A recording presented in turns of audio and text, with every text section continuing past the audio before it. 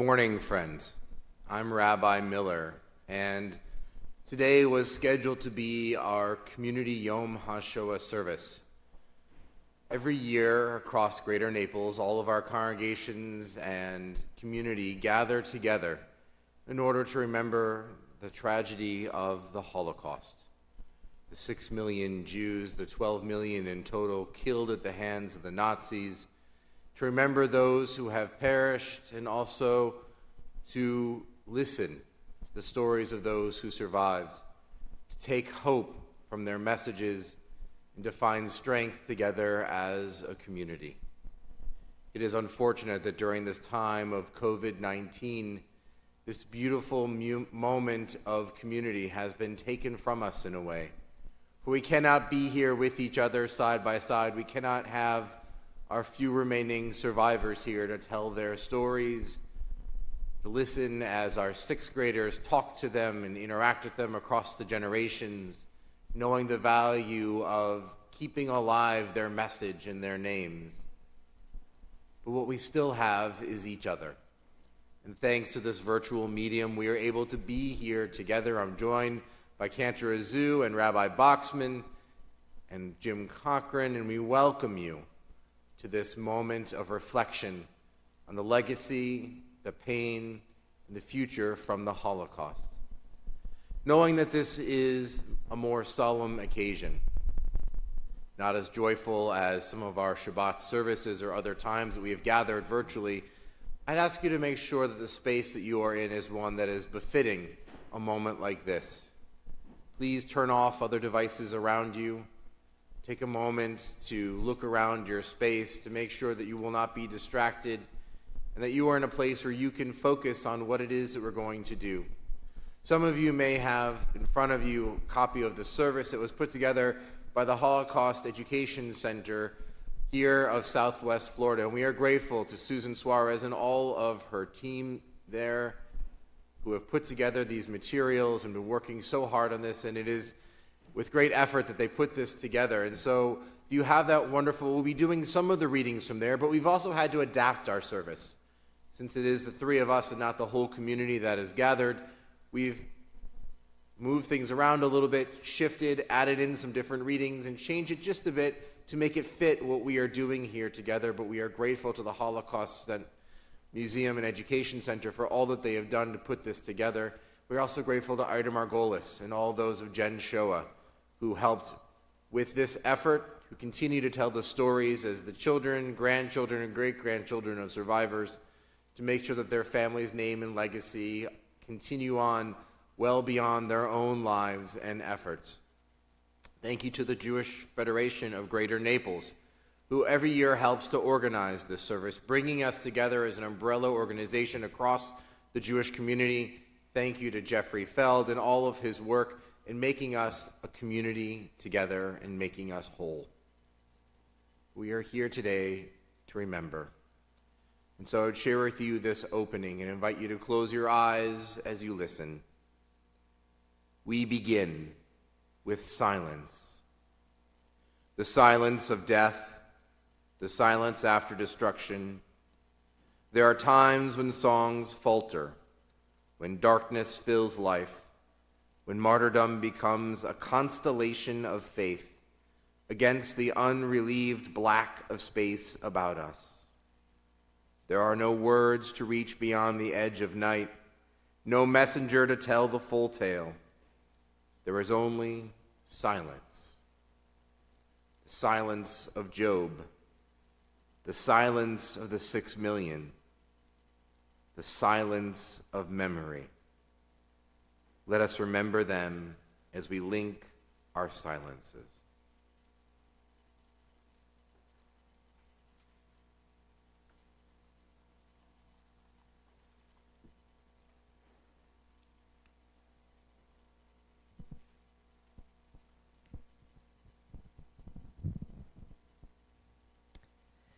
A reading by Rabbi Jules Harlow. As I light these candles, I vow never to forget the lives of the Jewish men, women, and children who are symbolized by these flames.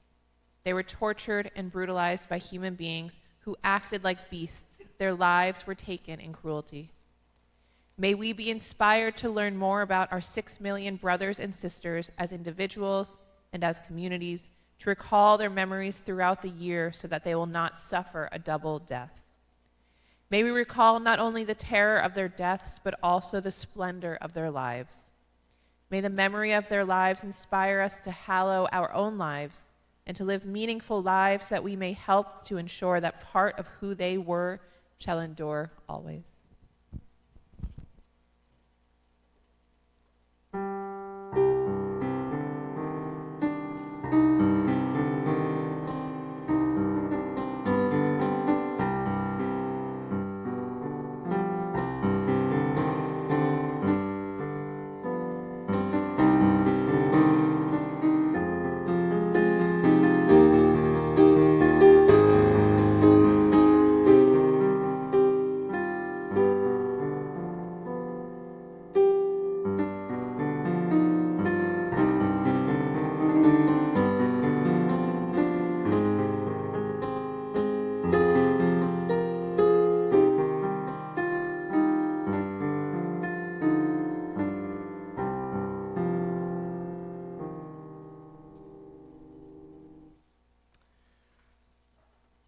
Hannah Senish volunteered to be a paratrooper, and although she perished during the Shoah, during World War II and the Holocaust, some of her words survived, including this beautiful piece, Ashrei HaGafrur.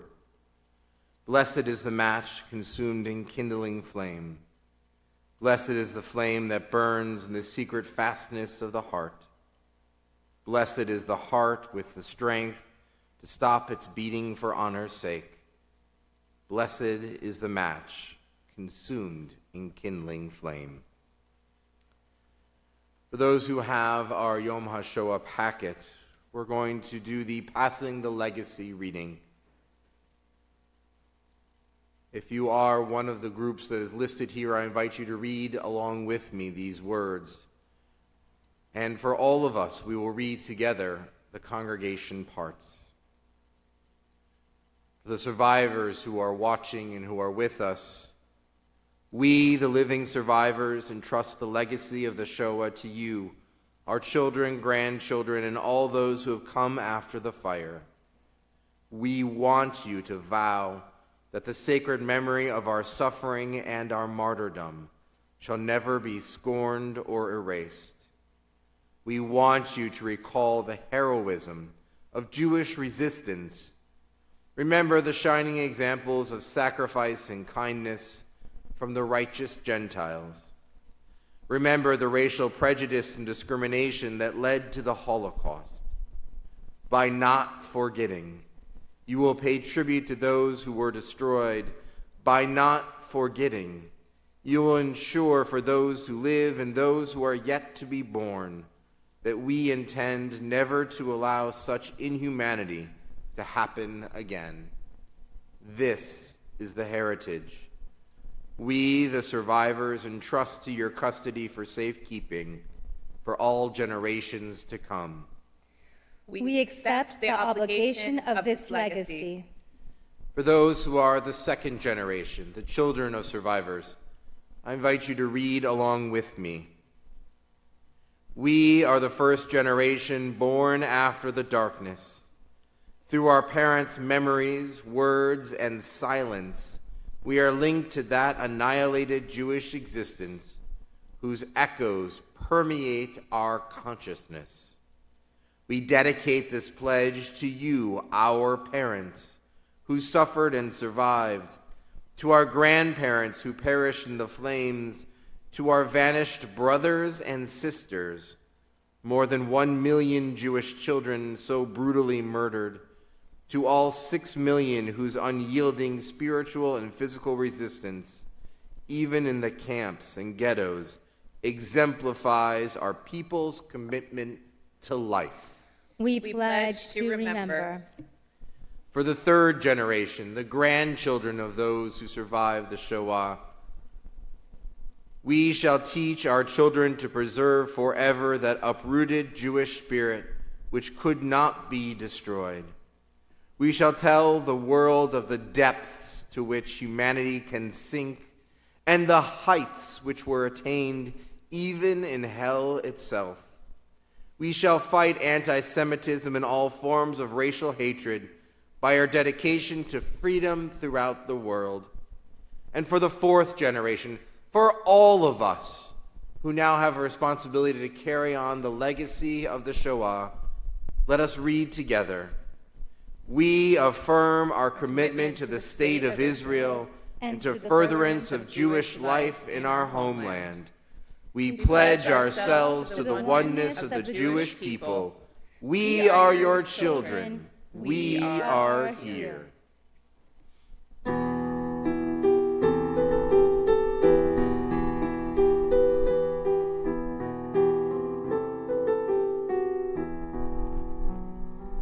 Ani ma'amin, ani ma'amin, ani ma'amin, ani ma'amin, be'emunah shelema, be'bi'at HaMashiach,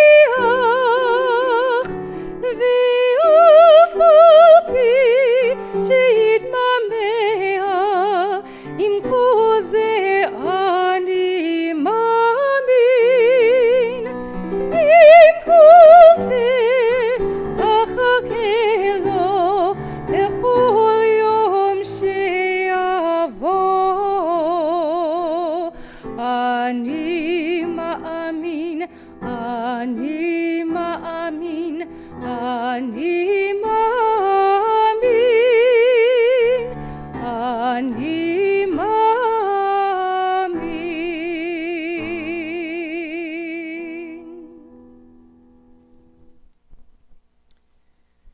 A reading by Abraham Shlonsky. In the presence of eyes which witnessed the slaughter, which saw the oppression the heart could not bear, and as witnessed the heart that once taught compassion until the days came to pass, that crushed human feeling, I have taken an oath to remember it all, to remember, not once to forget. Forget not one thing to the last generation, when degradation shall cease, to the last, to its ending, when the rod of instruction shall have come to conclusion. An oath, not in vain passed over the night of terror. An oath, no morning shall see me at flesh pots again. An oath, lest from this we learned nothing. Please rise for El Male Rachamim.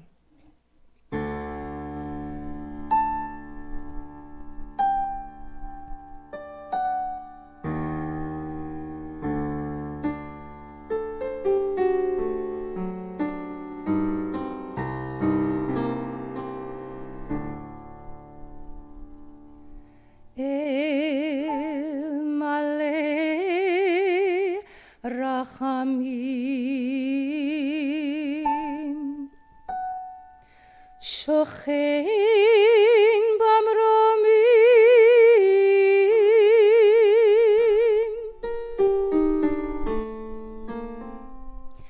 Amsei Menucha Nechona Tachat Kanfei Hashchina B'malot Kedushim Utehorim Kizohar Harakia Mazirim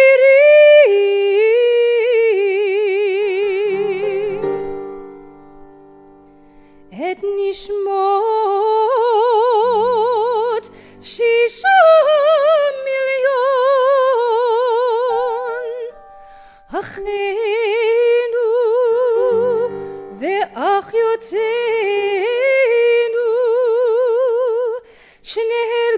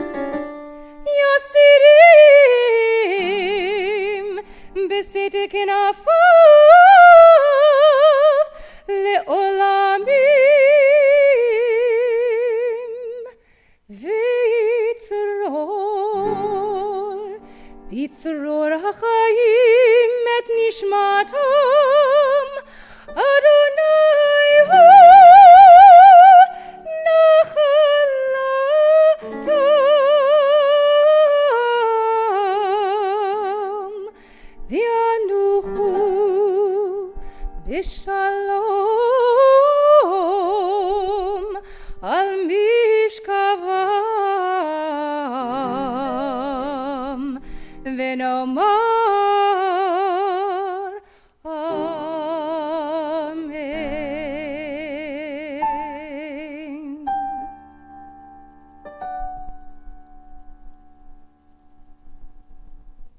I invite you to read with me in our packet the words of El Malei Rachamim in English. Exalted, compassionate God, grant perfect peace in your sheltering presence among the holy and the pure, to the souls of all our brethren, men, women, and children of the house of Israel who perished. May their memory endure, inspiring truth and loyalty in our lives. May their souls thus be bound up in the bond of life. May they rest in peace, and let us say, Amen.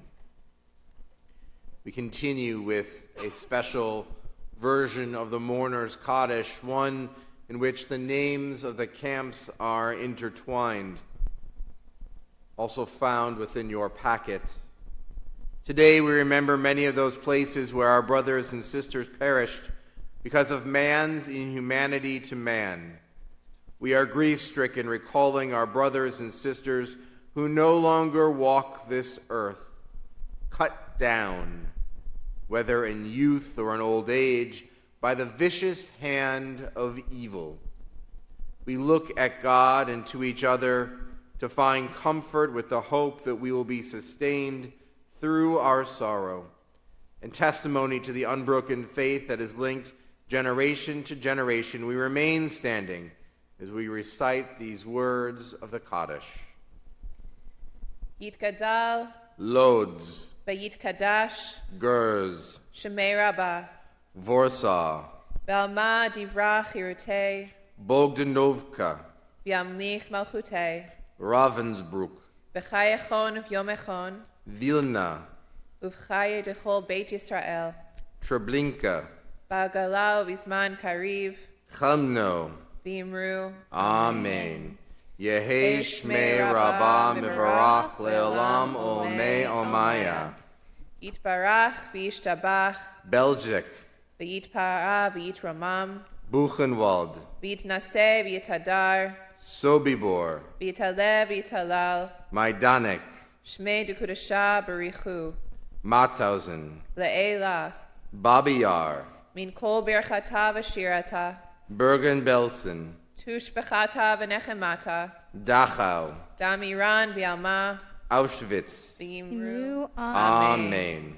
Yehi Shlama Rabba Min Shemaya, V'chaim Aleinu Ve'al Kol Yisrael, V'imru. Amen.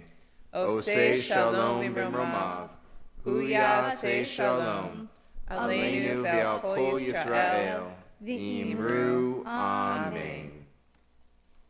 You may be seated. While our survivors cannot be with us here in person, we do have their stories in our packets. We invite you to turn to that section now as we read through and share some of their stories, understanding that by telling their stories, we make sure that not only are they present with us now, but they live on in our memories and with all those with whom we share their legacy. Gerd Michael Eisenstadt was born in Danzig on November 16, 1928, to Edith and Isidore. He had a brother, Eric.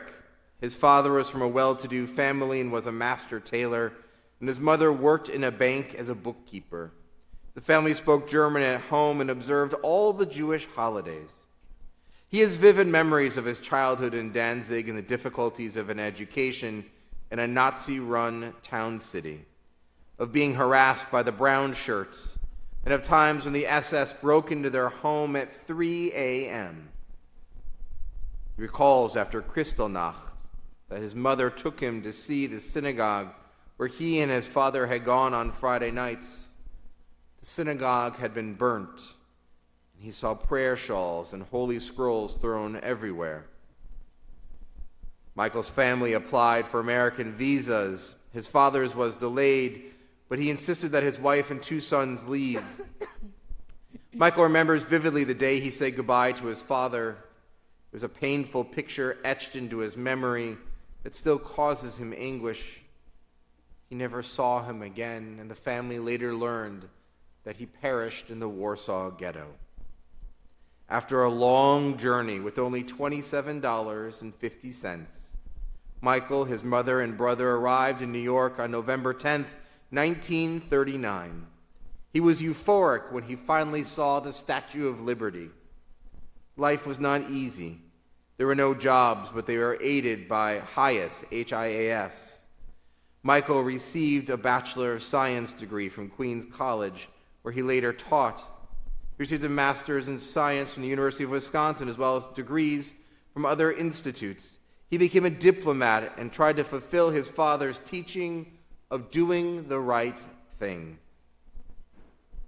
He had never talked about the Holocaust before, but recently decided it was important. His message, do not forget.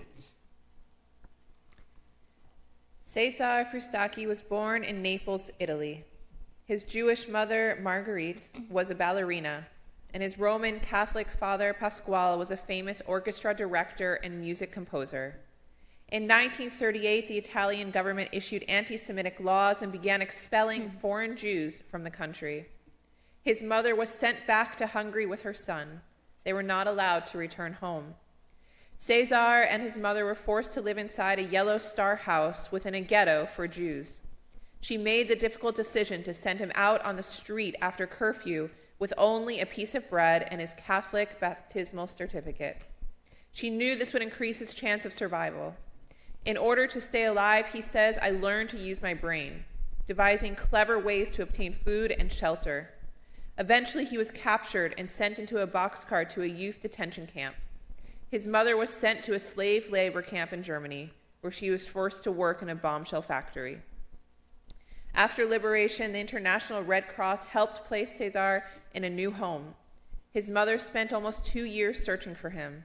She walked all the way back to Hungary, searched 183 villages, and finally found him living on a pig farm with an adoptive family. Once they were reunited, they returned to Budapest, where Margit made sure to bring Cesar back to school because education was their first priority. They returned to Budapest and resumed their lives. Cesar resides in Port Charlotte and regularly volunteers with the Holocaust Museum to share his story.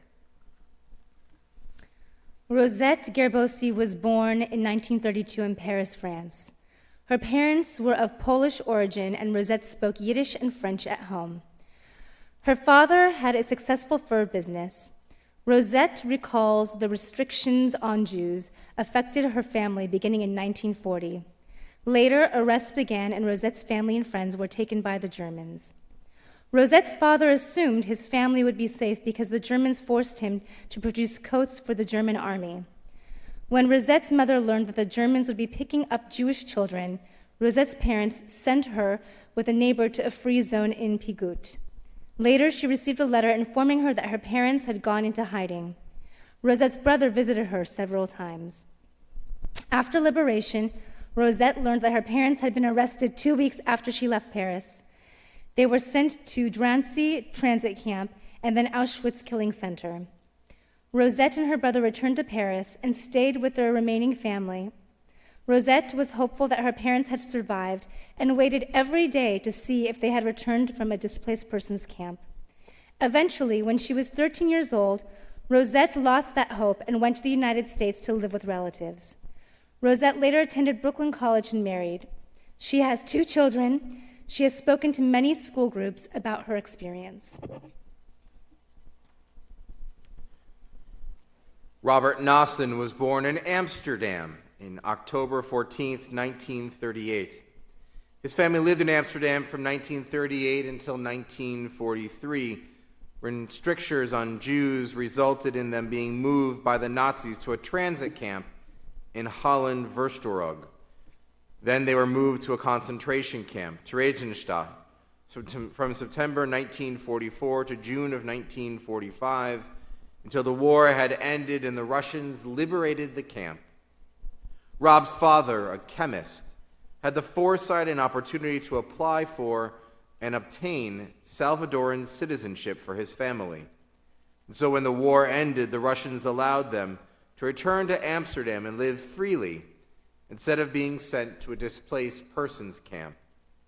The family lived in Amsterdam until 1948 when Rob was 10. They had relatives in the United States and came to New York City that year. Rob earned a Bachelor's of Science from Columbia and a Master's of Business Administration from Rutgers. He worked for many years as a comptroller for a large U.S. corporation. He is married with grown children and grandchildren and is very involved in the Holocaust Museum and Cohen Education Center. Judith Price was born on March 1st, 1944 in Budapest, Hungary. Her father, Alexander Salga, was a businessman in Budapest and had 3 brothers. One of those brothers, Louis, died in the Holocaust. Her mother, Eva Salga, worked in an office. They lived a well-to-do life until Hitler came to power. Alexander and Eva were required to wear the yellow star in 1943, but Budapest remained relatively calm until Eichmann came to Hungary in 1944. The very same year, Eva was expecting a child. She gave birth to Judith in a Budapest hospital. While their child was being born, Alexander was sent to a slave labor camp outside the city. Meanwhile, Judith and Eva were hiding in the basement of an apartment building they once owned prior to the Nazi occupation. There, Eva and Judith were relatively safe from the bombings, but food was scarce. There were even fights among those in the hiding for the scarce resources. After hiding in the basement, Eva and Judith proceeded to Wallenberg Safe House, organized by Raoul Wallenberg. Wallenberg was a Swedish diplomat who was sent to Budapest to save Jews, and his priority was saving mothers and their children. Judith and her mother stayed in these homes for several months until the Russians liberated Budapest. Eventually, Judith's father's time was done in the slave labor camp, and he was transported to Auschwitz. Along the way, Alexander was able to jump from the train and find places to hide until he was turned in by a farmer. Since it was toward the end of the war, instead of being sent on to Auschwitz, he was sent back to the slave labor camp where he remained until the Russian liberation in 1945. Judith recalled her parents discussing the liberation of Budapest by the Soviet army as a mockery and a lie. Their distaste for the Soviets lasted the entire time they lived in Budapest. The family of 3 was able to escape communist Hungary in 1965, making it safely to Germany. Judith, then 21, met a young Jewish American soldier at a Jewish community center. He asked if he could buy her a Coke. She said yes. They married 6 months later and have been together ever since. In 1966, they moved to Boston area and had 3 children. Those stories carry with us. They lift our spirits to hear how those individuals survived, some aided by righteous Gentiles like Raoul Wallenberg, others fortunate to escape near misses with Nazis or concentration camps, but all of them give us hope for the future. As a symbol of hope this year, our community has been focused on butterflies, a beautiful symbol that came to represent those who were able to survive even in the great darkness during that time of the Shoah. The butterfly theme was inspired by a poem from Pavel Friedman written in June of 1942. The last, the very last, so richly, brightly, dazzlingly yellow. Perhaps if the sun's tears would sing against a white stone. Such a yellow is carried lightly way up high. It went away, I'm sure, because it wished to kiss the world goodbye. For 7 weeks I've lived here, penned up inside this ghetto, but I have found what I love here. The dandelions call to me, and the white chestnut branches in the court. Only I never saw another butterfly. That butterfly was the last one. Butterflies don't live in here, in the ghetto. Pavel Friedman was born in January of 1921 in Prague and deported to Terezin in April of 1942. He wrote that poem on a piece of thin copy paper that was discovered after the liberation of Czechoslovakia. Friedman had died in Auschwitz, September 29th, 1944.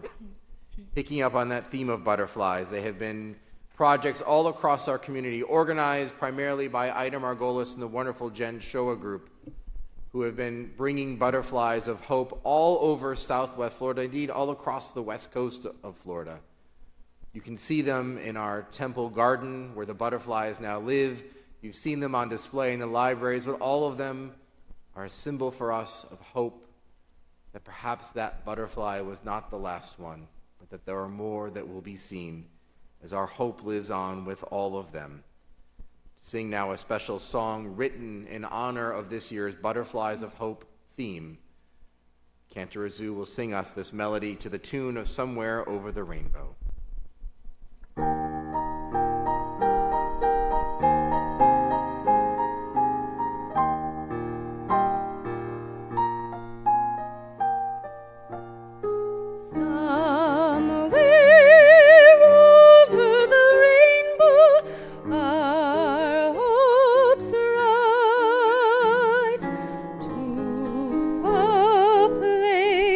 We've heard of, land of the butterflies. Somewhere over the rainbow, children dream of a life filled with beauty, help and joy the theme. Each day we send a butterfly to greet them as the cloudless sky surrounds them. The outstretched wings of butterflies protect their dreams, their spirits rise, and so we love them. Somewhere over the rainbow, life is kind, and we dream of a world that all of our children find. If every butterfly could speak, what are the lessons they would teach the living? Tolerance, respect, and love, send us peace just like the dove, and be forgiving. Somewhere over the rainbow, life is kind, and this is the world where no one is left behind. When butterflies have filled this land, I'll walk with kindness, hand in hand with you.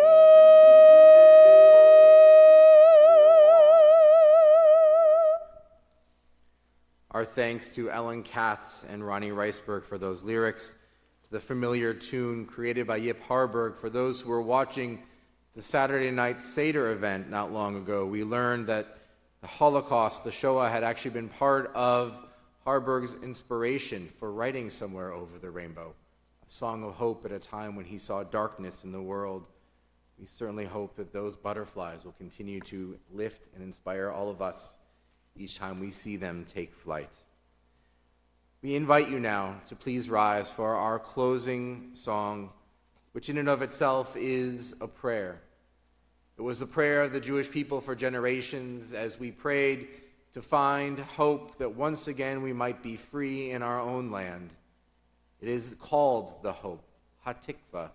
It has become the national anthem of Israel. So please rise now for Hatikva as we finish our service, having taken a journey from pain and oppression through memory on to hope for today and the future.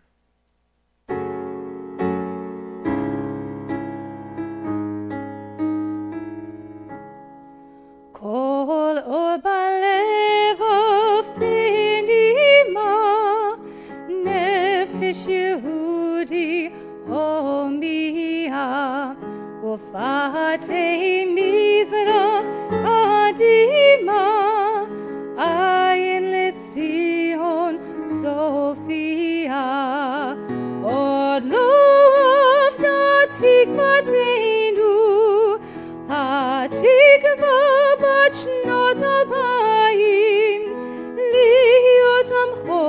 Foshi be'ortzenu Eretz Zion v'Yerushalayim Liyotam Foshi be'ortzenu Eretz Zion v'Yerushalayim. Friends, as we conclude our Yom HaShoah commemoration, may we take strength and comfort from the stories of our survivors. May we be inspired by the righteous Gentiles who gave of themselves, risking their very lives to save so many individuals during the Shoah. May we take hope that even those who are struggling through the most painful of times never lost faith, but always believed.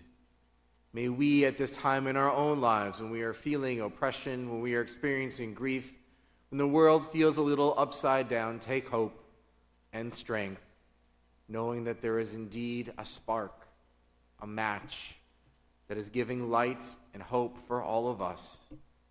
May we embrace the lessons that were learned so painfully during that time. May we never forget that it is our humanity that makes us whole. We look at each other not for our differences, but for what brings us together. And let us say, Amen. Amen. Thank you for joining us today.